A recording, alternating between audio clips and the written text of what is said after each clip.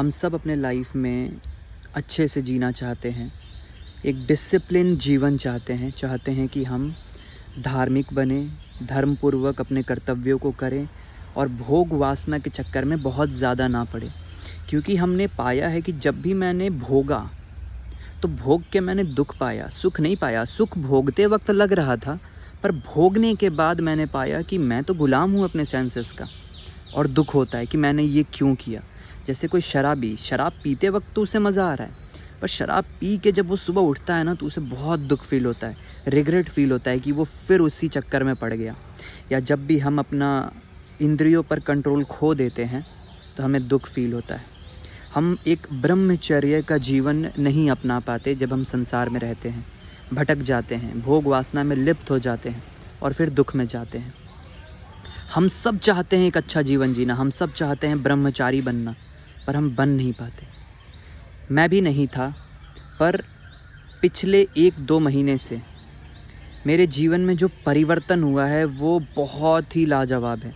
उसके पीछे कारण है मेरे आसपास के माहौल का, गुरु के शरण का, श्रद्धा का और लगन का कि नहीं, मुझे अब वहाँ तो नहीं जाना, वो तो नहीं भोगना, अब ऐसा जीवन चाहिए। बस एक ही चीज़ पे नज़र रहे कि मुक्ति पाना है, कि ज्ञान पाना है। और जब आपका पूरा नज़र ही ज्ञान पर रहेगा, मुक्ति पर रहेगा, प्रभु पर रहेगा, तो इन सेंसेस को ना वो अर्ज ही नहीं आएगा कि ये किसी और जगह जाए। दूसरा, आप जब अपने मन को किसी चीज़ में लगा देते हो तो आपका मन भटकता नहीं है। हम घर पे रहते हैं या समाज में रहते हैं तो हमारा मन भटकता रहता है, इधर से उधर, इधर से उधर। क्यों? क्योंकि वो किसी एक चीज़ में नहीं लगा है, उसको खाली समय मिला हुआ है, तो वो खाली समय में भटकता है। और बहुत लोग ब्रह्मचारी ऐसे भी हो जाते हैं कि ज़बरदस्ती इंद्रियों को रोकना है।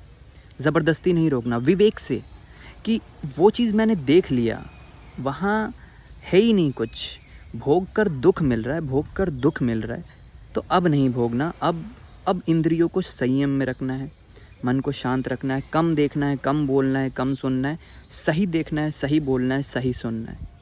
तो आप ब्रह्मचर्य का जीवन जीने लग जाओगे। ये विवेक से होना चाहिए कि हाँ, उधर भोग करके सुख मिलता नहीं है, दिखता है, मिलता नहीं है, पर इधर केवल साधना में रहने से आनंद है। क्या मिलेगा वो छोड़ो, बस साधना करने से आनंद है। कहते हैं ना, साधन ही साध्य हो जाए। कुछ पाना नहीं है, करके ही आनंद है। तो ये चीज़ जब हम समझेंगे तो हमारा जीवन ब्रह्मचर्य से पूर्णतः लिप्त हो जाएगा, पूर्णतः भर जाएगा।